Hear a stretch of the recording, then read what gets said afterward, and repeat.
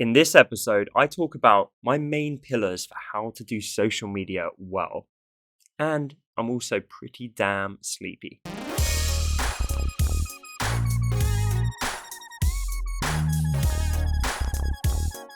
Welcome to episode number 52 of the Honest Entrepreneur Show.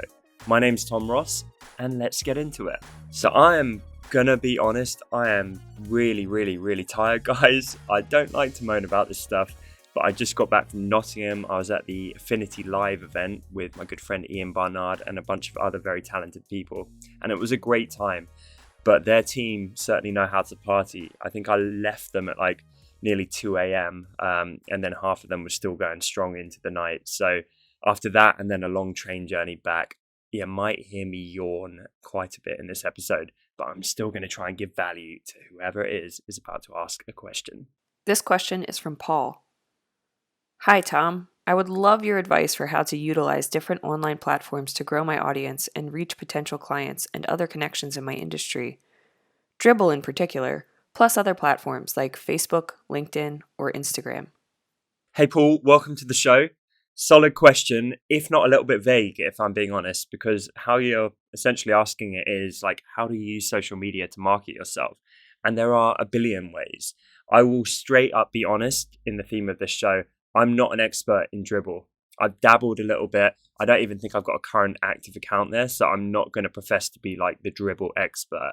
However, I think it's important to look at social media in general. You mentioned LinkedIn, Facebook, all of these places. I've talked at length about this stuff on this show. In fact, I did an episode a while back in terms of how to get more engagement, how to get some traction on social media. And for me, there's a few key pillars. Excuse me, feel run down as hell today, guys. But yeah, one of them is one person at a time. And I think this is so key. I talk a lot, people are shouting into the void. They're just bellowing out into social media land and getting nothing back. And it's what everyone else does. And instead of playing the game of just shouting and hoping people care, I'm a huge fan of actually building community, one person at a time, one friendship at a time, one relationship at a time, and just talking to these people, commenting, DMing, getting to know each other. And when you do that and provide consistent value in your content, then that's a real game changer. So another key pillar is whatever platform you're using, try and think about the value that you're bringing. And again, I've talked about this in a lot of episodes on this show, but I cannot hammer it home enough. You need to be thinking more about the audience you're serving. Think about them rather than about you. So when you stop being selfish, and I'm not saying you're being selfish, Paul, but inherently we all behave a little bit selfishly on social media. And when you actually start getting more selfless and thinking more about your audience, what do they care about? How are you going to help them, make them smile, inspire them, motivate them, whatever it is, whatever your aims are? When that becomes your whole vision and your whole goal, that's where it does get a lot easier to kind of break through in social media land.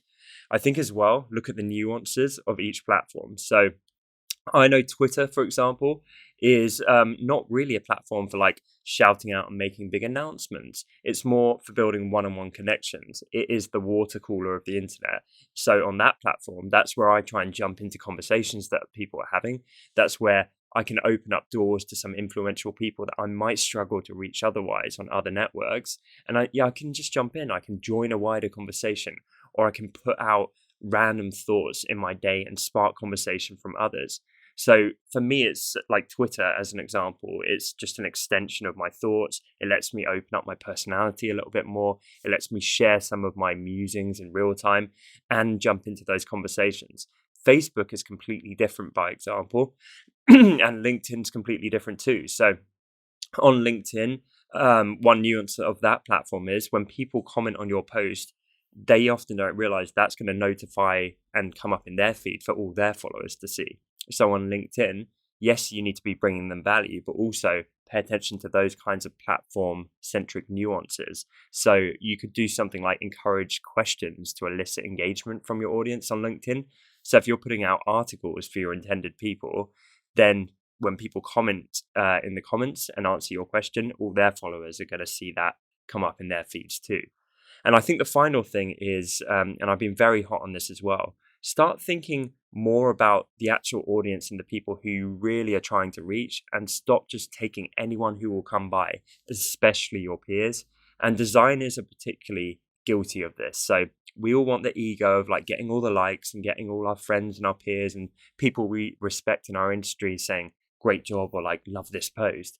But ultimately, I think we all need to be looking more at the people who are potential clients, potential audience members for our business. So if you're looking to target like people in the corporate sector or like solo entrepreneurs or whoever it might be, you actually need to be putting out content for them. And I don't care if you get 10% the number of likes on your posts, if those 10% of people are actually potential clients and actually people where you should be targeting them instead of just massaging your ego, then that is absolutely huge.